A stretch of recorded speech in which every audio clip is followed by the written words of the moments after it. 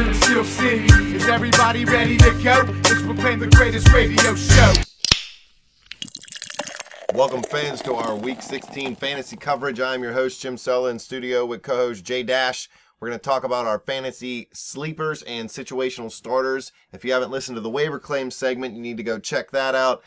You can go check it out now or listen to this one first. Either way, but you got to listen to them both. Yeah, you want to listen to them both. Throttle. Even though waivers are over, you can go back and listen to that and pick out some guys that are probably still out there that you could pick up, or maybe you have them on your bench and you're deciding whether you want to play them or not. Or maybe you're in third place taking on the first place guy and somehow you lose out on a waiver claim. I mean, I don't know. Like you, I'm guessing? Yeah, like me. And you're still going to take this guy as your situational starter this week. Yeah, because I wanted to start him on my team, and now he's going to start him against me, and I'm probably going to lose, and it's going to be the difference between $200.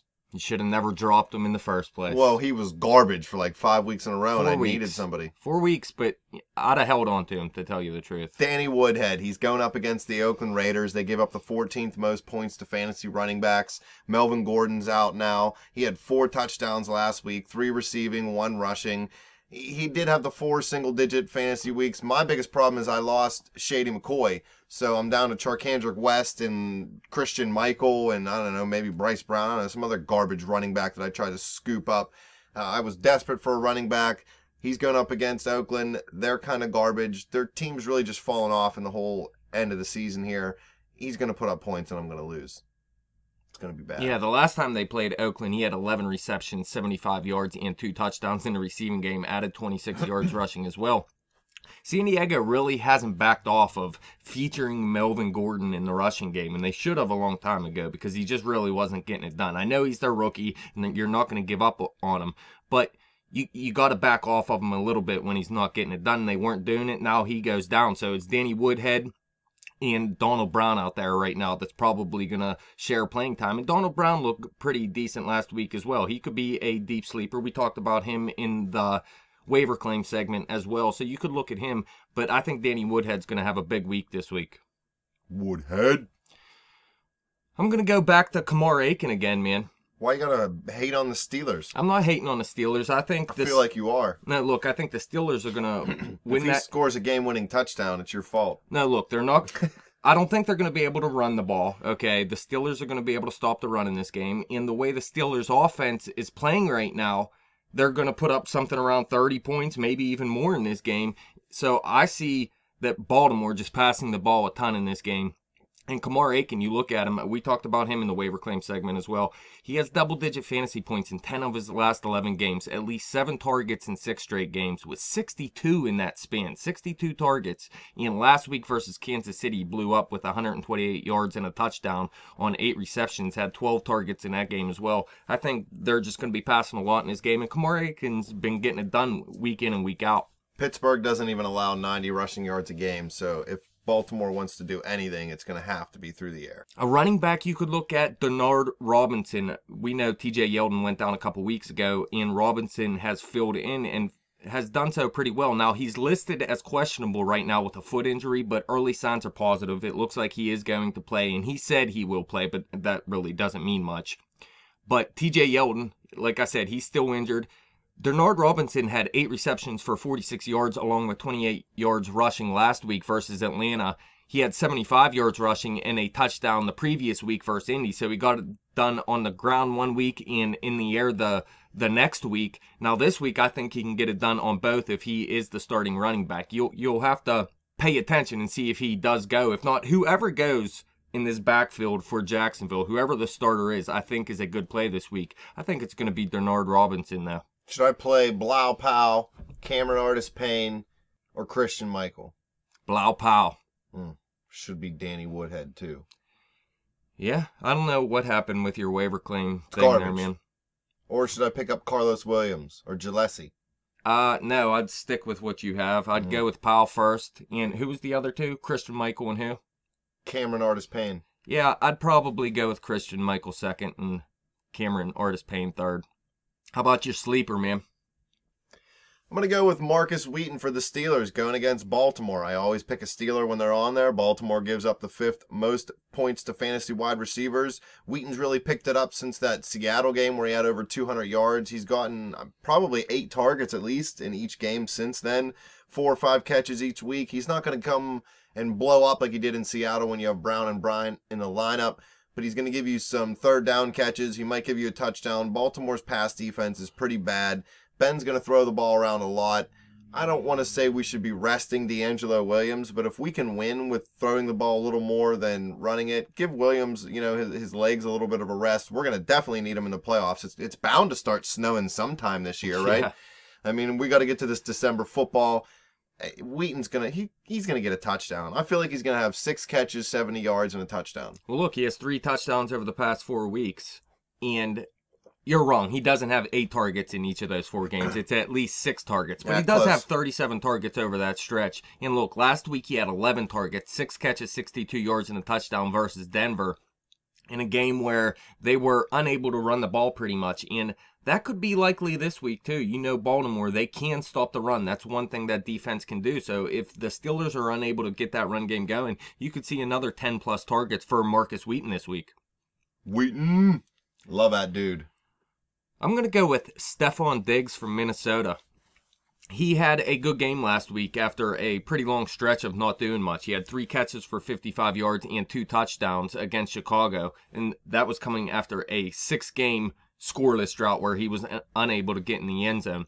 He didn't play in the first 3 games of the season, and then starting in week 4, he had 4 straight double-digit fantasy performances, but following that, he really fell off. He had 7 points or less in 5 of the next 6 games before having that big game last week. But he's a really talented player, and the thing is, they don't have a great passing game out there, but it is a great matchup this week going up against the Giants, who led up the 4th most fantasy points to wide receivers. They've had trouble stopping the passing game in total all season long.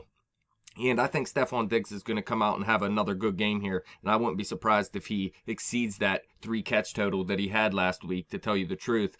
But he hasn't been getting targeted as much recently. When he first came in, it was 9, 10, 9. And now it's something like 6, 5, 5, 4. You know what I mean? So the targets have went down for him. But I think this week they might get back on track with him getting a higher number of targets, because Adrian Peterson isn't 100% either. It looks like he's going to play in this game, but I think maybe they'll just pass a little bit more in this game. The Vikings are going to have to be able to pass a little bit better to do anything in the playoffs, too. I mean, you can rely on Adrian Peterson, but you're going to run into an offense where you're going to have to put 30 points on the board, and you're not going to be able to. The Giants could be that team, too. So Bridgewater, he's throwing better. I feel like they need to just keep moving in that direction. And he doesn't have to be a gunslinger. I'm not saying he has to be Pittsburgh's offense, but you definitely got to keep getting it going and get that passing game in rhythm. Yeah, they have Stephon Diggs out there. Kyle Rudolph, he's another sleeper option this week. The Giants aren't very good against tight ends. Kyle Rudolph, the red-nosed reindeer, always does good in this week of football. Please believe. But Mike Wallace, he's not very good. They got to get some more weapons around Teddy out there as well. You know what? I've actually read an article the other day, real quick. Bridgewater has missed Wallace on about 7 or 8 deep balls. When I didn't see the plays, this was just to whoever wrote the article's opinion. But apparently Bridgewater's not the greatest deep ball thrower as far as accuracy goes, and him and Wallace haven't built much of a rapport yet. I wouldn't be too surprised if maybe next year they finally get it going and you see Wallace do better. Not what he was doing, early in his career. Or you see Wallace not in Minnesota. That may happen also. But it's just like they're just not quite there yet. You know what I mean? They're close. Mike Wallace was a fantasy beast for a while. A quarterback you could go with, Jameis Winston, going up against Chicago. They led up the 11th most fantasy points to quarterbacks this season. He's coming off a career day in yardage, 363 yards last week at St. Louis. He also threw 2 TDs in that game and now has thrown for at least 1 touchdown in 5 straight games. He actually has 10 passing touchdowns total in that span. I think this is a good matchup for him. He hasn't really been consistent this season. It's been a big week, a down week, a big week, a down week. Now, he has had a big week last week. I think he's going to go out there at home versus a pretty bad defense and put back-to-back weeks together. Winston, I thought he would be better than Mariota before they came in. I'm not saying he's going to be long-term. I'm just talking about this year, and I feel like he did play a little better than Mariota throughout the whole course of the season, mainly because he stayed a little healthier. And I'm not, hating on Mariota. He got some knee injuries. You can't avoid that. I think Winston has just a better team around him, too, to tell you the truth. I definitely Offensively, at least. I agree with that. 100%. All right, let's move on to the deep sleepers here. I'm going to go with wide receiver Dorial Green-Beckham against Houston. I know they give up the 7th fewest points to fantasy wide receivers, but Beckham's been getting more involved in the offense in Tennessee. He actually caught more passes from Mettenberger than he did from Mariota in the last game. When Mettenberger came in, I believe he targeted him somewhere around 5 to 7 times. Beckham had big yards on that, somewhere around 90 yards.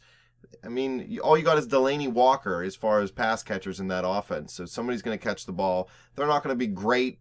I hope Walker is great because I got him on my fantasy team, but I also think Beckham's going to put up double-digit points, somewhere around anywhere between 10 and 13. Yeah, he had over 100 yards 2 times in the past 3 weeks. That was versus Jacksonville and at New England. And he's been targeted, not a ton, but he's been targeted consistently recently. At least 5 targets throughout his last 5 games. And he has 16 targets over the past 2 weeks. So it looks like he's getting more involved. And I was also reading that earlier in the season, he wasn't making the right adjustments in his routes. And now he is. And they're just looking his way more because now he knows what he's doing. And I think he's going to be a big part of this offense next season. Look for a lot of deep balls to this guy next year. I'm going to go with Eddie Royal, your boy. Eddie. He had a down year from what I thought he was going to have. Well, yeah, he was injured for a good portion of the season as well, but he goes up against Tampa Bay this week. They led up the 9th most fantasy points to wide receivers. Last week was his 2nd game back from that long absence I was talking about at Minnesota. He had 5 receptions for 31 yards, so it wasn't a huge game, but Elshon Jeffrey got hurt in that game, and it looks like he's not going to play this week. So Eddie Royal will be, by default, the number 1 wide receiver out there for Chicago, so he should play a big role in this game, along with Zach Miller, the tight end we also like out there that we talked about in our waiver claim segment. But if you look, Eddie Royal, he had 33 targets in 5 games played before being injured in week 8, and then he missed the following 5 games. He just recently came back, and he didn't have a big first game. He started to get involved last week, and now, like I said, it looks like he's going to be the number 1 wide receiver for Chicago this week. So, for a deep sleeper, this is a pretty nice play. I got Kansas City's defense going against Cleveland, but I could pick up Miami versus Indy, Pittsburgh versus Baltimore, Houston versus Tennessee, or Detroit versus San Francisco. I'd either go with what you have now, or I'd think about that Pittsburgh game, man, to tell you the truth. I was thinking about it, but I was looking. Pittsburgh, I mean... Who's going to start at quarterback? Is it going to be Ryan Matt Mallett, Shaw? from what I hear. Ryan Mallett? I mean, if it's your boy Matt Shaw, but I'd be surprised if you didn't pick up Pittsburgh. I don't think. It's either going to be Clausen or Mallett. I don't think Schaub's going to be healthy enough for the rest of the year. Yeah, the last I heard, if he's healthy enough, it will be him, but I'm not sure if he's healthy enough yet. Just Cleveland has been so bad all year long. Yeah. And Johnny Manziel, I mean, he's been okay, but he's not been putting up huge games or anything. Since the bye week, week 9, Kansas City had their bye. They've put up 19, 20. Then they only had 5 against Buffalo, and then 17, 14, and 21. Yeah, Kansas City's been beast, man. That's why I'd probably go with them. All right, sticking with Kansas City. Sorry, proceed with your list here. Speaking of that Pittsburgh game, I'm going to say another wide receiver from Baltimore as a deep sleeper, and that's Jeremy Butler. Like now I said, you really are hating on the Steelers. Like I said before, Pittsburgh, they give up the most fantasy points to wide receivers this season. It doesn't mean they're going to let up actual points in the game. It just means fantasy points for wide receivers. Look, he has double-digit fantasy points in each of his last 2 games. That was versus Seattle and Kansas City. 2 good defenses, but Kansas City actually does get beat by the pass a little bit as well. But he has 15 targets in that span, at least 5 targets in 4 of his last 5 games, and he's now the number 2 wide receiver out there in Baltimore, obviously. I mean, they don't have much out there. It was going to be Chris Givens, but he really hasn't worked out. He's more of a number 3. So Pittsburgh, like I said, they're going to be able to stop the run, and I think the offense will be able to put up points as well. So I think Baltimore's going to pass a ton in this game. Jeremy Butler, I think it's a decent play for a deep sleeper, and he's available in pretty much every single league out there. So if you're in a real bind, Jeremy Butler. Deep. That is deep. And Teddy Bridgewater, we were talking about him a little bit before going up against the Giants. We know the Giants have a bad defense. Actually led up the second most fantasy points to quarterbacks this season. He had a season high 4 touchdowns last week, although he only did throw the ball 20 times. But he had at least 28 pass attempts in his previous 4 games as well. And he threw for 335 yards and a touchdown the previous week before that 4 TD game last week at Arizona. So he's playing better football as well. All right. Well, here's my matchup versus Johnny Parlay. Who do you predict for victory? You got Tom Brady, Brandon Marshall, Jeremy Maclin, Charkandrick West, Bilal Powell, Delaney Walker, Julio Jones. Is that it? Are you playing Sammy Watkins too? Yeah. And Kansas City's defense. My bench is kind of beast too. It was either Watkins or Lockett. And Parlay has Carson Palmer, Jarvis Landry, Doug Baldwin. He's been a beast recently. Danny Woodhead, who he stole from you. Thief. Darren McFadden, Travis Kelce, AJ Green, Golden Tate, New England. Tell you what, it's going to be close, man, but I like his receivers more at this point. I like Doug Baldwin over Jeremy Maclin, even though Kansas City is going up against Cleveland. It's going to be tough, man. I think it might come down to your quarterbacks. Julio Jones is going to be beast for me again. He is, but I also believe Golden Tate, I almost made him a situational starter again, but I kind of believe that people know you have to start Golden Tate this week. He's been doing it big recently, and he's going up against San Fran this week. So, would you start Lockett or Watkins? Every time I benched Watkins, buddy. And he did, he blew up, but Lockett did too. But Lockett's got a tougher matchup, I feel like. Actually, St. Louis's defense hasn't been that great. I think I'd play Lockett, to tell you the truth, man. He's been pretty consistent recently. I know he didn't have a huge week last week, but he still got double-digit fantasy points. Sammy Watkins, Tyrod Taylor, he gets big points, but it may be in the running game as well. Sammy Watkins, he's a little bit more inconsistent, in my opinion. I think Tyler Lockett's a safer play. Watkins had 33 last week. Yeah, he did it big. Lockett had... like 13, maybe? 20. Oh, he got 20? Yeah. Okay, so that was a pretty decent week as well. I'd go Lockett, man. He's been putting up points 5 weeks straight now. It's tough. It is tough. Can't go what about Des Bryant? Should I insert him? No? No, I hate that guy. All right. 2 other guys real quick. How about Brian Hoyer? If he comes back last minute, Buddy. fill in, you could go with Brian Hoyer if you need a quarterback, to tell you the truth. Or Stevie Johnson. If he comes back, if they announce closer to game time that he's going to play, Stevie Johnson, not a bad quick fill-in at wide receiver either. No value for Steven Jackson? Nah, I'm not trusting it in my championship. Or what if you're in the loser's bracket? Yeah, sure, why not? I'd go pick up Wes Welker, too. What's your number 1 fantasy sleeper of the year? Who's going to have the biggest week this week that nobody expects? Well, I don't know how many people expect Bilal Powell to blow up, but I keep saying it. I think he's going to blow up. I think that's a little bit too much, though. There's probably someone deeper that I could think of. Got to dig deep. What about Jacoby Jones? Any fantasy value? No Jacoby Jones. Dree Archer's going to get signed and return 2 kickoff returns for touchdowns. Oh, here it is. The fantasy sleeper of the week. Let's hear it. Charles Woodson. I just read an article before we went on the air. He may return kicks and get some time on offense because it's his last home game ever, and he's retiring after the season. You and can't he was even pick him up whenever he was younger. Unless you're in a defensive league. I know. I just think that it would be awesome to see it. I hope he does it. I hope he scores a touchdown in the return game and on offense. Here, I'll give you a deep sleeper. Jesse James going to come up with a touchdown this week. Oh, you didn't know? Love Jesse James. Fans, if you want to hit us up on Twitter at bet_the_spread or hit me up on Twitter at betjimthewin, let us know your fantasy sleepers of the week. Hit us up on Facebook at facebook.com/betthespread. Keep coming back to YouTube and click and subscribe. Good luck if you're in your championship. Good luck if you're not in your championship. To everybody except Johnny the Thief Parlay, who just poaches guys off of waivers, even though I had a worse record.